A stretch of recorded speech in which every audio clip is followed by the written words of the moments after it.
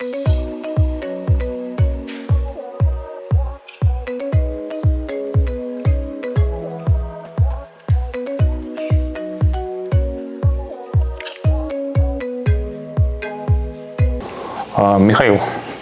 все достаточно непросто на рынке недвижимости в Батуми.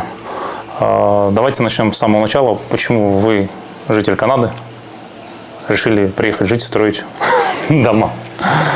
Ну, на самом деле, многие смеются над этим, очень многие хотят поехать в Канаду. Сейчас все больше и больше роликов появляется, насколько там все сложно и дорого, и, в общем, не так комфортабельно жить. Я влюбился в Грузию, я вижу здесь очень много перспектив, много места для развития, много чего здесь можно творить. Государство одно из немногих в мире, которое, в принципе, можно назвать практически независимым, делает все для Грузии, для грузинского народа. И, в общем-то, все условия созданы для ведения бизнеса. Коррупция практически на нулевом уровне. Так что, ну и плюс, надо сказать, экология прекрасная, качество еды шикарное. Есть что-то плохое? Когда-то она еще была дешевой страной, сейчас она уже не такая дешевая, но, тем не менее, это не сильно ее портит. А что-то плохого? Ну, да, в общем-то, и немножко труднее здесь зарабатывать деньги, чем в других странах мира. Про зарабатывание денег я к вам сегодня, к сожалению или к счастью, пришел говорить. Вы простите меня за меркантильный мой интерес. 3 года назад, по-моему, да, мы снимали когда интервью, у вас была, я называю ее навязчивой, но вам она показалась более интересной, идея зарабатывать на аренде. Вот. Для меня это, я к этому критически отношусь, потому что я понимаю, что заработок идет в основном с продажи. Но вы тогда вот одну виллу, я так понимаю, что оставили? Нет, на самом деле эта вилла тоже продана. Я с вами согласен, что чисто на аренде недалеко уедешь. Вообще она, как везде по миру, 5% считается плюс-минус нормой. Да, какие-то шансы там заработать 10 действительно есть, но это должно быть очень верно куплено, очень грамотно все сделано. И даже само продвижение самой аренды тоже мастерство. Поэтому. А так, здесь, как и везде, вот этот возвратный капитал на аренде навряд ли серьезно превышает 5%, за исключением совсем немногих случаев. Я знаю просто те случаи, когда я сам арендовал квартиру в прошлом году, и там люди заработали 18 годовых чисто на аренде. 1,5% в месяц. Александр, прошлый год это был, это outlier по-английски называется. Он вылетел просто из нормы. Да, очень много людей приехало, цены очень сильно подскочили, людям надо было где-то жить. Они буквально махали топором, но они платили 500-600 за то, что до этого стоило 300. Практически вся аренда удвоилась по всей Грузии. Всплеск был, он закончился. Он закончился еще до лета в Тбилиси, поскольку Батуми все-таки сезонная, поэтому здесь он закончился вот буквально сейчас. Все цены на аренду уже практически вернулись, как они были 2 года тому назад. То есть рынок подсдулся? Рынок аренды, да, безусловно, подсдулся. Рынок продаж, он не сильно упал, но он просто, активность стала гораздо меньше. То есть здесь вообще цены не часто падают, только какие-то мелкие ребята, как я, они могут опускать цены, загородка может опускать цены на квартирах, они не будут падать, они просто будут продавать их медленнее, вот и все. Но еще надо отметить, что, в общем-то, и конъюнктура рынка немножечко изменилась.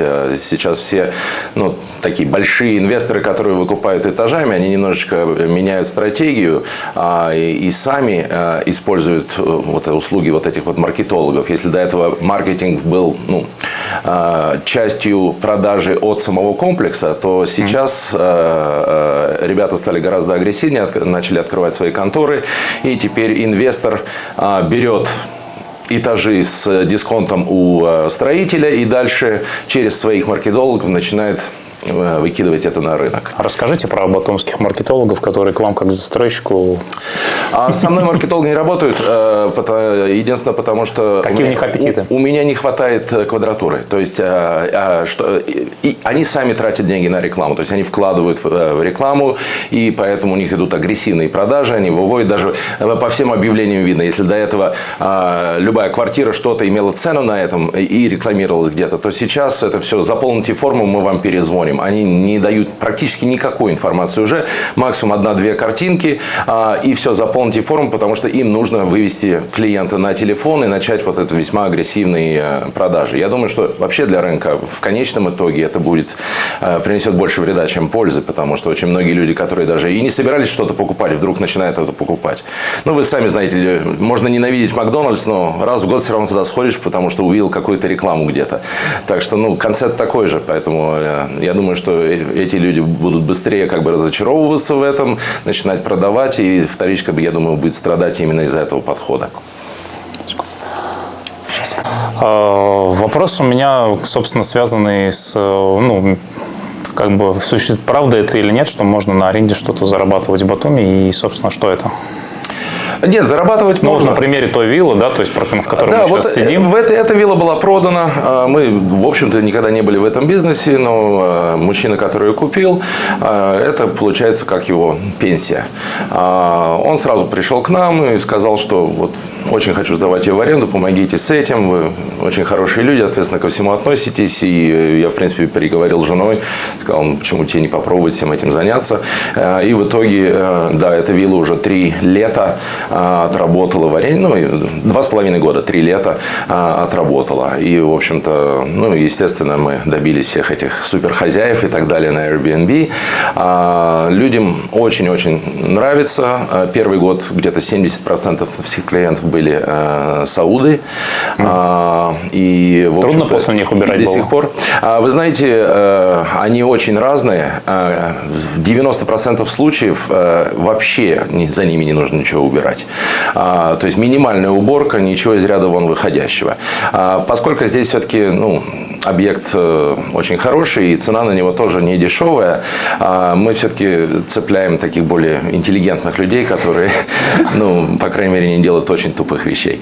Так что у нас тьфу-тьфу-тьфу, без сильных эксцессов, как говорится.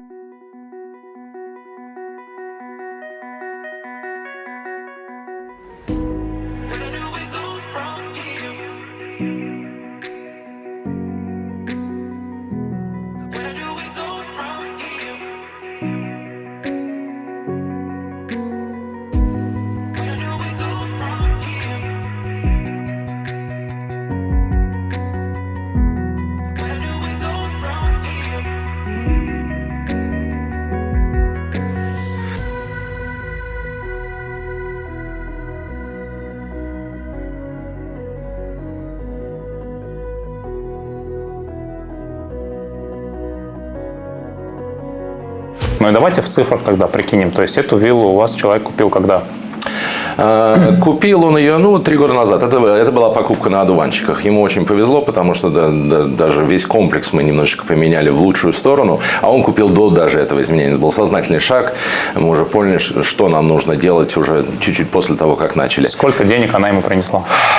Она ему на данный момент принесла чистыми, после всех выплат менеджменту, после всех, порядка 65-67 тысяч долларов за 2,5 года, за 3 лета. А стоила она? Его цена за все про все была порядка 180. То есть он треть ее за 3 года отбил, по 10% примерно на аренде. А сейчас сколько она стоит? Он не продал ее за 300 2 месяца тому назад. Угу. Но она все равно стоит на продаже, да. А сколько она стоит сейчас? Он хочет порядка 320-330 тысяч долларов, там все зависит. За 20 тысяч он ее не отдал? Уперся. Я тоже считаю, что это была ошибка с его стороны, особенно все замедление рынка еще больше подтвердило, но тем не менее. То есть математика какая у нас? Покупка за 180 тысяч, это 30%, грубо говоря, от 80 тысяч 33%, да, если 60 тысяч вы говорите. А чем можно подтвердить эту цифру? У меня есть контракт.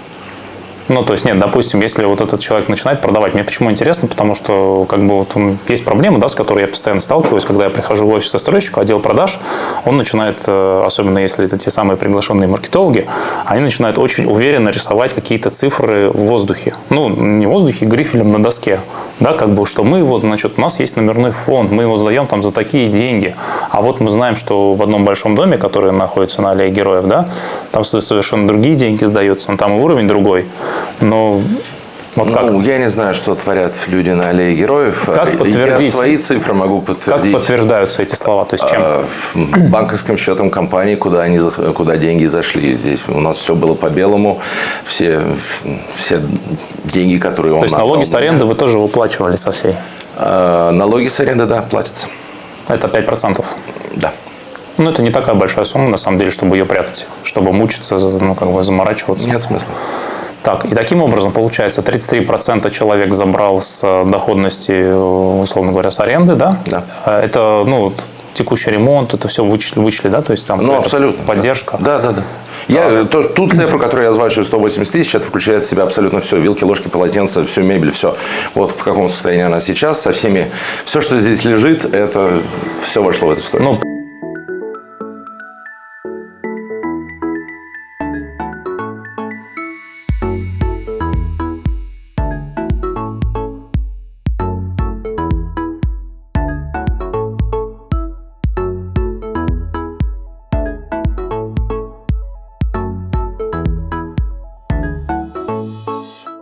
Предположим, что все-таки не 320, а 300, да, стоимость этой виллы, чтобы ее более-менее быстро продать.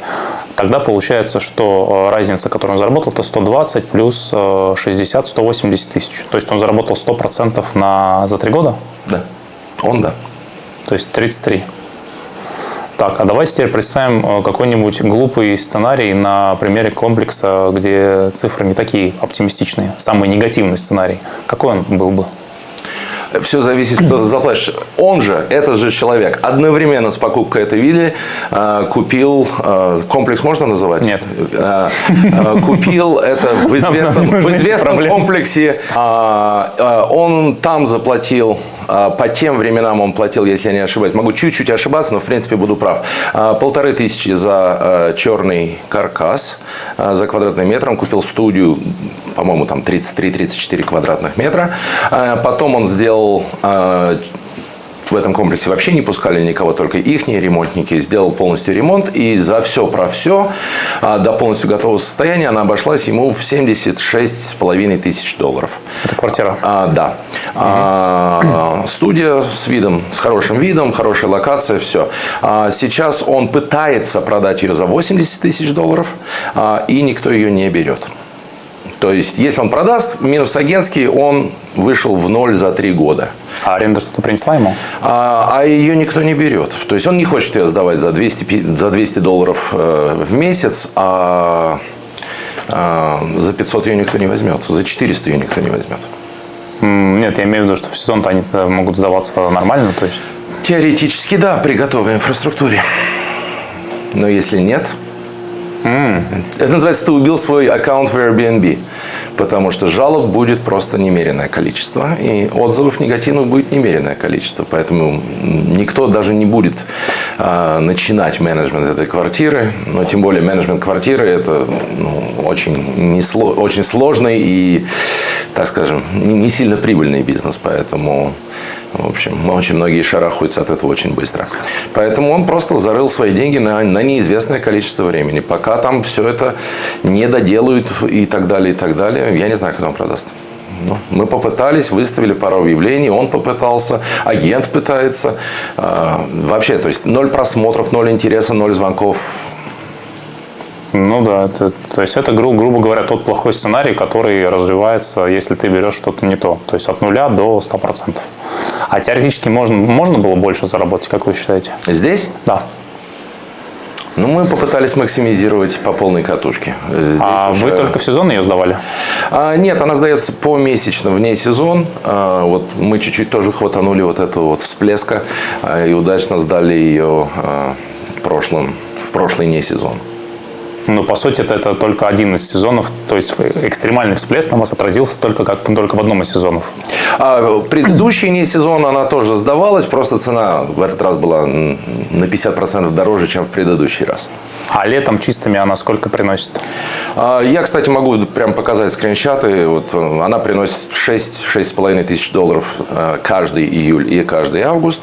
И дальше начинается разброс. В этом году в сентябре она очень хорошо тоже отработала. Июнь был послабее, май как обычно.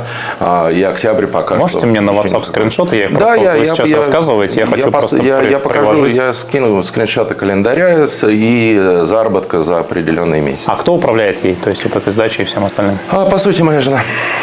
А что она на этом зарабатывает? Она берет 25%. Она, в принципе, в управлении берет любые объекты? Нет. Только ваши? Квартиру брать в управление, во-первых, там 25% вообще не складывается, там люди берут 40%, но все равно все дело в том, что здесь речь идет о сервисе. Вот в этом году в сезон люди платили $300 за ночь, чтобы остановиться здесь. 3 дня минимум. То есть, когда люди, заплатив такие деньги, приезжают, наверное, им хочется увидеть все, во-первых, идеально чисто, во-вторых, всякие мелкие вот эти вот подарочки, там, цветы, фрукты, там то, что лежит на кухне, наличие от сахара, соли, там, оливкового масла и дальше по списку. У нас коллекция чаев здесь сидит. Я не знаю, мы здесь с тобой можем сидеть неделю и не выпьем все это. В общем, здесь дело о сервисе. Сейчас, наверное, когда-нибудь покажешь в этом видео, как вообще выглядит все. Здесь куча цветов, зелени, все идеально чисто, до въезда гостей сейчас чуть-чуть натоптали тут. В общем, да, и, естественно, это все занимает время. А есть смысл сейчас дальше строить? То есть, вот вы продолжаете что-то дальше строить?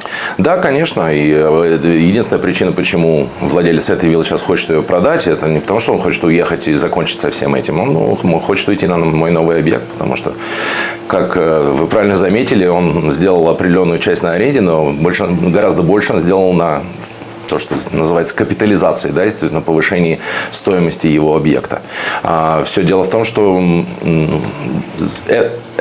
застройщики уже прекратили все это делать, большие застройщики. Это было возможно 5 лет назад, когда на пресейле вот эти вот оригинальные, на одуванчиках, то, что мы называем, цена была очень привлекательной, и пока комплекс заканчивался, было реально сделать 50% за 3 года, то есть, грубо говоря, там 17% годовых. Это было, сейчас этого уже нету, никто уже не выходит с очень дешевыми ценами, потому что они очень хорошо капитализированы, у них больше, они могут построить весь комплекс без единой продажи, поэтому, да, они продают, естественно, но сразу уже по полной цене, они не дают вот эту вот скидку. Скидку они сейчас дают только за объем. А как вы считаете, вот этот сезон вообще для Батуми удался? Мы упали здесь примерно по ночам, мы упали на 10%, но за счет того, что мы повысили цены на 20%, в общем, мы в небольшом плюсе по сравнению с прошлым годом. И мы, похоже, одни из лучших в этом, потому что абсолютно все стонали. Я думаю, что, в общем, многие серьезно стонали. Вот, как пример, мне нужно, там, знакомые приезжали, и нужно было совершенно дешевенькую квартиру взять. Я посмотрел на там 7 или 8 квартир на Airbnb где-то около $30 за ночь. И потом посмотрел их календари. Въезд был через 3 недели. У 8 или 7-8 квартир не было ни одной с датой ночи. То есть такого я даже предположить себе не мог. Что... А с чем связано такое падение спроса, как вы считаете? Я не знаю. То ли это геополитическое. Я думаю, что все-таки очень сильно все подорожало.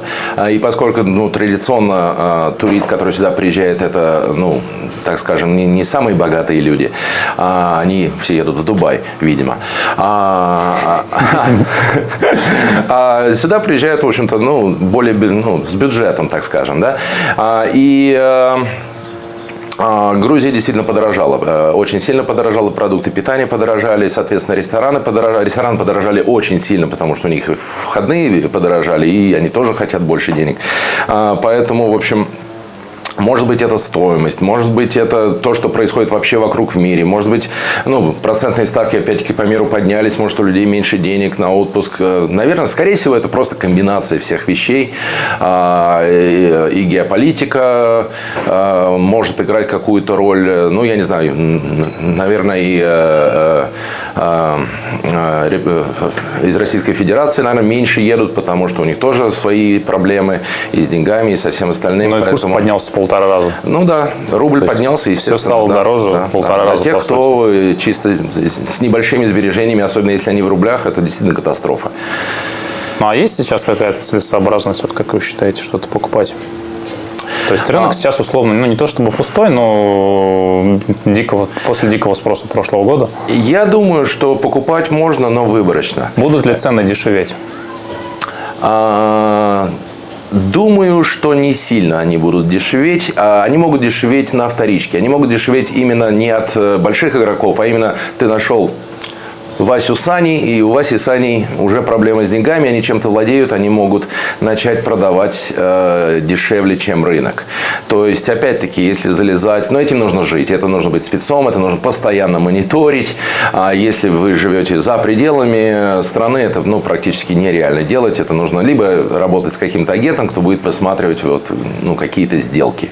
Очень многие люди, сейчас это тоже пошла мода, с плечом, то есть на платежах, да, я купил квартиру, у меня в рассрочку? В рассрочку, но не в ту рассрочку, что я действительно планирую купить. Это у человека есть $12 тысяч в кармане, а первоначальный взнос $10 тысяч, а квартира стоит 50. Я просто к примеру говорю. То есть второго платежа десятки у него нету. И он делает эту покупку, чтобы перепродать, и даже потом выходит и хвастается, вот получилось, я ее за 56 перепродал, и то бишь вложив 10, получил 16, и сразу же возврат на капитал. 60%. 60% я король. Но на самом деле ты король до тех пор, пока ты ее не продал, не успел до второго платежа, а потом ты шел в ноль. Ребята провели эксперимент, они выставили объявление: куплю вот такие вот, платим там 30 копеек на доллар, 25 копеек на доллар. Звонков было много. Люди просто покупают, даже не имея возможности на второй платеж за этот дом. То есть у них есть сколько там будет? 3 месяца, 6 месяцев, грубо говоря, пока не Ну нет, второй. если условно говоря, в том спросе, который был в прошлом году, это было более чем целесообразно, потому что даже вот ту студию мы взяли маме в гору, да, мне предлагали спокойно на $100 дешевле застройщика отдавай. Момент, когда она уже стоила на 50% дороже. Я там также взял ее с первоначальным платежом. У нас просто не было цели на этом на маме зарабатывать. Нам надо, чтобы она достроилась, и, собственно, ее отремонтировать. Но фактически у меня там могла быть рентабельность на вложенные деньги, больше 100%. На отрезке месяцев 5. Люди, кто купил что-то под названием Dogecoin, кто ничто не считал целесообразным, сделали кучу денег на этом. Тот факт, что это прибыльно, не означает, что это правильная стратегия. Да, в тот момент времени... Любая доходность обоснована риском. Обусловлена риском. Понятно, что там есть и риск. И не имея возможности платить рассрочку, брать ее, наверное, глупо. Наверное. Я бы поговорил с финансовым адвайзером на эту тему, но мое личное мнение, что это абсолютно глупо. Хотя, может быть, кому 21 год и вся жизнь впереди, может... Кто-то же в МММ вступал. Да, в то же время в казино зайди, поставь на блэк, и все будет быстро, и коктейль бесплатный. И еще можно и в 2 раза сразу. В принципе, хороший вариант. Так, в общем, в общей сложности у нас получилось. То есть вилла, которая была построена 3 года назад, которая была куплена, принесла 100% годовых. Она не принесла еще 100%. Не годовых. 100%, вернее, да, за 3 года. Да. Но по факту она принесла пока что 33% чисто на аренде. Но остальное будет в момент продажи. А давайте посчитаем. То есть, если она за 3 года принесла 33%, соответственно, через 9 лет она бы окупилась полностью. Но, скорее всего, вы бы ставки на аренду повышали. И, скорее всего, они всегда будут повышаться, но и инфляция будет повышаться. Поэтому это такой мутный разговор, что да, мы будем зарабатывать больше будущих этих долларов, которые будут стоить меньше сегодняшних грубо, долларов. 8-10 лет окупаемость для недвижимости Батуми – это все еще реально? С правильным заходом, да. Но нужно дешево купить. Потому что если ты заходишь и берешь, грубо говоря, что на рынке, нет, это... будет навряд ли. На рынке много что есть, да, и давайте может быть, это неправильно вам задавать этот вопрос, но все же я задам. Мы видим застройщика некоего, я много про таких снял, который начинает строить свой первый объект на рынке недвижимости города Батуми. Расскажите, пожалуйста, историю какую-то собирательную про такого застройщика. Это уже идет игра на игрока. Ты уже либо веришь этому человеку, и он тебе предлагает обалденную сделку. Они мне поверили, я предлагал им обалденную сделку, они на это пошли. Второй клиент из Америки, они деньги высылали, им в банке говорили: вы что, с ума сошли? Вы отсылаете деньги в какую-то Грузию, вас же там... Канадскому гражданину. Да, вас просто обманут, и все. На что ответ был, что это мои деньги, чего хочу, то и делаю. И они выслали деньги, и потом показывали всем фотографии, что и за какую цену они купили, и все были просто в шоке. Потому что если сравнивать с американскими ценами, то это даже не в 10, это, наверное, раз в 15 дешевле. Ну, а как это бывает гораздо чаще? Я вот про эту историю. Не очень хорошую. Ну, наверное, чисто теоретически человек вообще может украсть и убежать, да? Ну, таких случаев, кстати, я не фиксировал в Грузии. Я имею в виду, что первый дом, который строит застройщик. И ценник подозрительно недорогой. Здесь застройщики, во-первых, будьте внимательны, что вы покупаете. Ну, во-первых, естественно, тема, которая была затронута на вашем канале много раз. Да, адвокат, да, полная проверка, что, где и как. Есть ли кадастровый, в каком все состоянии, есть ли какие-то долги и так далее, и так далее. Это, ну, это due diligence, и ее обязательно нужно делать абсолютно всем на абсолютно любой покупке. Телефон даже без этого нельзя покупать. Нужно читать контракт, читать это и спрашивать. Здесь, кстати, о контрактах очень многие большие ребята пишут настолько односторонние контракты, что это просто... Они везде в мире так пишут. Ну... Их можно просто править. Просто если мы говорим про ситуацию 2 года назад, да, как бы я точно знал, что ты приходишь даже к большому застройщику, он тебе говорит, ты или берешь вот так. Вот я и хотел, следующий вопрос, а что поменяют? Можно править. Да. Можно, но меняют. Можно. Можно. Более того, я вот, последнюю уже мы брали, по сути, вот у ребят в гору, то есть мы пришли, они как бы, мы с удовольствием. Я говорю, прям с удовольствием? Прям с удовольствием. Вот. Но я поправил, у них там элементарно даже номера разрешения строительства не было в контракте. Из чего мы сроки завершения строительства никак не поймем, да, как бы. Многие опоздненно. Сроки завершения строительства на малых проектах это, в общем-то, не такая большая головная боль, как это на больших проектах. Тем не менее, то есть все равно же должны прописываться какие-то санкции. То есть, если у вас сдача дома, грубо говоря, на 3 года уехала в сторону, то вся ваша инвестиционная модель пошла по... Это безусловно, да. Вот. Смысл вкладывать деньги и типа в конце ты должен радоваться просто потому, что деньги тебе вернули? Мелкие проекты на 3 года, они не могут никуда уйти. Только единственное исключение, если тот, кто это делает, начал просто воровать деньги. По-другому, никак. То есть... А давайте я быстренько в рамках, условно говоря, нашего диалога спрошу про то, что вы сейчас начинаете строить, где, сколько это стоит и что это будет. Мы, наверное, съездим туда потом на отдельный обзор, да, как бы да. Там нулевой, я так понимаю, еще цикл. Да, там нулевой цикл. Через этот дом прошло очень много людей. Естественно, большинство из них это просто клиенты по аренде, но также и агенты, и потенциальные покупатели. В общем, все, кто пришел, мы слушали, что они говорят. Их фидбэк, особенно тех людей, которые пожили здесь 3 дня, неделю. Что вам нравится, что вам не нравится с точки зрения эксплуатации, какие плюсы, какие минусы. И очень многое было сказано, естественно. Арабы сказали сразу, что дома слишком близки друг к другу. Грузинское новое законодательство уже поправило эту проблему, так что новый комплекс теперь 6 домов на 5000 квадратов, а здесь 6 домов на 2100 квадратов. Поэтому, да, минимальное расстояние между домами по закону теперь 6 метров, у нас оно по факту получается от 8 до 10 метров между домами, поэтому как бы приватности добавилось. Кроме приватности, здесь всего лишь 2 спальни. И, в общем-то, многие хотят 3, что мы, естественно, и сделали. Более того, действительно уже многофункциональность – это то, о чем я всегда думаю, когда я работаю над проектом. То есть, можно ли комфортабельно жить вот в этом доме, но только маленькой семье. То есть, если у тебя 3 детей, это уже будет весьма проблемно. Даже 2 ребенка разного пола – это уже проблемно, потому что все-таки не хватает спальни. Плюс не так много места для хранения. И нету вот этого вот шика, который, как обычно, должен быть уже в хороших домах, где у тебя есть мастер главная спальня со своей личной ванной и своей личной гардеробной комнатой. И это все уже существует в этом проекте. Но огромнейший плюс – это вот веранда, на которой мы сидим, и этот бассейн, поэтому практически все снизу осталось точно так же. Дом чуть-чуть просто раздвинулся вширь и в длину. И убили все верхние балконы, которые, в общем-то, не совсем функциональны. Поэтому, да, общая квадратура, если здесь это 228 квадратов, то там это уже 315 квадратных метров. Но я лично ненавижу вот все эти 12-метровые спальни и 14-метровые спальни, поэтому, в общем, там уже все спальни уже почти что под 30. И сколько там один большой дом будет стоить? Есть опция белого каркаса. Сейчас вот белый каркас продается за $800 за квадратный метр, то есть 250 тысяч. Но я оставлю ваш контакт под видео, чтобы те, кому надо, могли с вами напрямую связаться, да. Потому что мне уже надоело раздавать телефоны. Но в вашей новой теме промокодов Я слышал, кто-то сделал $2000 скидку по промокоду господина Шорта. Я немножечко сделаю это побольше. Давайте сделаем это 18 тысяч долларов. Ну, у вас сумма сделки, наверное, поболее будет 18 тысяч долларов. В процентном отношении все равно больше. Не, ну согласен, 18 тысяч долларов это как бы да, не хухры-мухры, я согласен, щедро. Благодарю, не ожидал, тронут. Так что то, что 250 по тем же правилам канала, теперь будет 232. Это получается 10 соток земли, 300 квадратов дома. Там общая территория чуть-чуть съела, поэтому получается не 10 соток, порядка 7 соток земли. В среднем есть чуть побольше, чуть поменьше.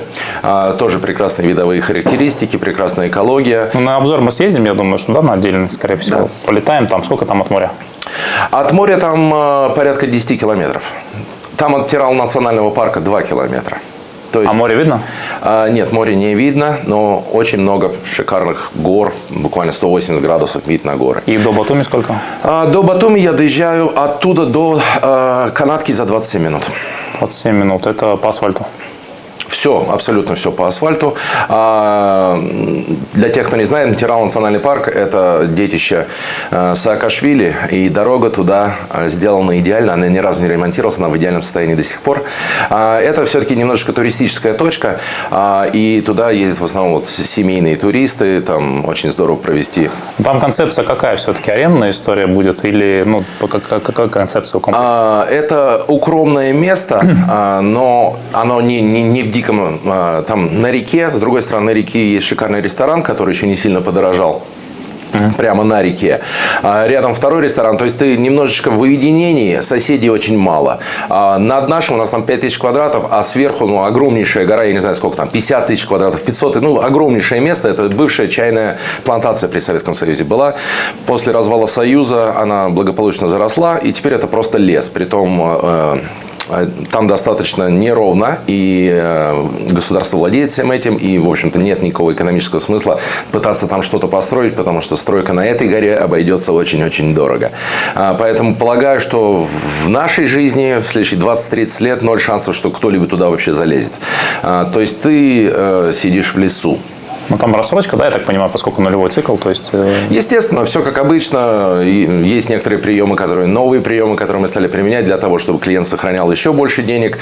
Это, в принципе, одна из причин, почему я и могу делать такие щедрые скидки, как сегодня.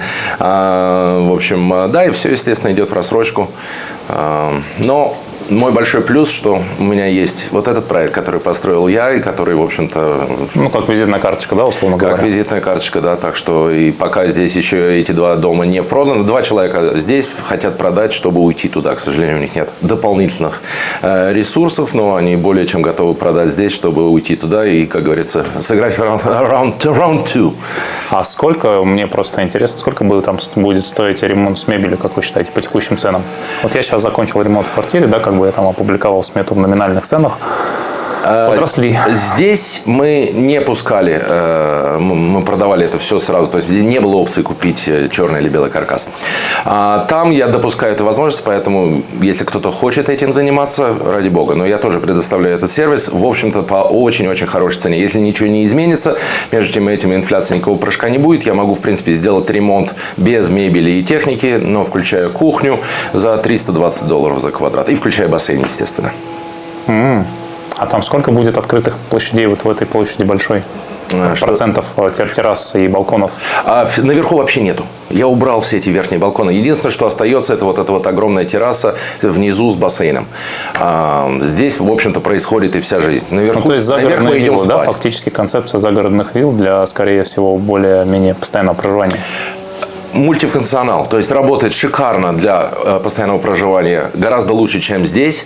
Все равно работает под сдачу, потому что, во-первых, арабы путешествуют семьями, как правило, и очень часто они не приходят сюда, потому что их 6, а мы больше 5 не пускаем. Там уже будет, соответственно, 7 человек, если сдавать в аренду. И плюс остальные люди очень часто путешествуют группами. То есть 2 семьи вместе или друзья вместе и то же самое. То есть расширением вот этим. Ну и плюс наша визитная карточка, сервис там тоже будет обеспечен на самом высшем уровне. Поэтому мы как бы не думаем, что мы сильно просядем по теме сдачи в аренду на краткосрочку. Вот, кстати, я хотел спросить по портрету, то есть, а кто арендаторы жилья такого уровня? Откуда эти люди? Большой микс приходит отовсюду. Вот арабов вы упомянули, а кто еще? Арабов было много. Русские последние 2 года очень много. Украинцы тоже приезжают. Белорусы немножечко есть. И Германия, по чуть-чуть, в общем, Западная Европа тоже. Они англоговорящие или русскоговорящие? Они англоговорящие. Мы предоставляем им сервис на их родном языке. Круто. Так, в результате, что будет в следующем году, как вы считаете? Вообще с недвижимостью? Вообще вот с этим рынком аренды и прочего, и прочего. Мы определили, да, что, условно говоря, сама аренда – это не грандиозный доход. То есть грандиозный доход – это совокупность аренды и роста цены. Да. А рост цены, он прежде всего определяется входом. Поэтому для тех, кто рассматривает это как инвестиции, цена на вход – это ваш номер 1 аргумент. Если вы переплатили, то дальше возврата просто не будет. Вот по какой формуле так укрупненно рассчитать, чтобы сильно не влететь? То есть, условно говоря, какую цену планировать там на черный каркас, какую сумму планировать на ремонт, на квадратный метр, я имею в виду, да, и какой после этого арендный потенциал на сдачу? Давайте попытаемся вывести некоторую формулу и что отмести сразу. Вот что гораздо важнее. Какие варианты отмести можно сразу. Без указания конкретных застройщиков, да? Понятно, да. Про квартиры, опять-таки, вот себестоимость, я не говорю про себестоимость земли под комплексом, уберем это из уравнения, но, в общем-то, себестоимость квадратного метра в черном каркасе с учетом фасадов и так далее, она не идет гораздо выше 400 метров. 400 долларов за квадрат, извините. Да. Многие комплексы это будет 300 за квадрат. Чистую заливку просчитать вообще элементарно. Вводные, цена бетона, цена арматуры известна. Сколько там, это прямо сейчас на салфетке можно сделать. Нет, на что целиться, когда покупаешь с целью арендного потенциала и продажи? Просто с целью арендного потенциала? Арендного плюс перепродать потом, чтобы перепродать, нужно зайти так, чтобы, грубо говоря, застройщик имел не слишком высокую маржу. И желательно, чтобы вся эта транзакция была, чтобы еще кто-то рядом не ошибался, кому либо застройщик, либо вы еще платите дополнительные деньги. Максимум, что нужно покупателю, по-хорошему, это юрист. Эта консультация не измеряется в процентах от... Опять же, вот смотрите, мы говорите про... Я с одной стороны, не люблю риэлторов, с другой стороны, я не против них в данном случае. Почему? Потому что 3% это нормальная комиссия по Батуми. Мы сейчас не говорим про тех самых ваших волшебных маркетологов, да? У которых совершенно не 3%. Да, не 3%. А если мы берем, допустим, покупаем квартиру в Болгарии, условно, я сейчас ездил, просто пообщался. Да. Мы там платим, во-первых, налог на покупку 5%, добрый вечер. Во-вторых, мы платим 3% как покупатель и 3% как продавец. Это если у нас честные риэлторы, которые порядочные, которые молодцы. И вот мы уже 11% транзакционных издержек поимели только на том, что мы просто совершили сделку. А если риэлтор попадется не очень честный, то он еще заложит там 10-12% на эту стоимость и зарабатывает. И тогда уже транзакционные издержки у нас там до 20% вырастают. То есть мы продали, купили квартиру, она уже подорожала на 20%, но при этом мы ничего не заработали. Вывод какой? Покупайте квартиру в Болгарии, только если она вам очень нравится, вы хотите там жить, рядом прекрасный ресторан, и вот вам... Вы кайфуете. Я бы хотел вам сказать, это не инвестмент. Оно и в Эмиратах примерно так же. Там вообще все продается официально через брокеров, и 10% комиссия для брокера – это прям добрый вечер. А вы спросите у всех тех людей, которые в последние 1,5 года побежали туда, и потому что им те же маркетологи сказали, что это обалденнейшее место для инвестиций. Какие там песни, рестораны. Ребят, вы кусок пустыни купили по 6+ тысяч за квадратный метр, и вы ждете, что это повысится? Удачи. Может, оно повысится, там развивающаяся экономика, там есть где зарабатывать деньги. Александр, только что я даже никогда не смотрел. Я был там. Мне не понравился климат, ужасный, очень жарко. Хорошо, но если вход стоит 10%, образно вы купили акции компании... 15%. Вы сами отвечаете на свой вопрос. Недвижимость так и вырастет только в экстремальных условиях, вот как случилось в прошлом году.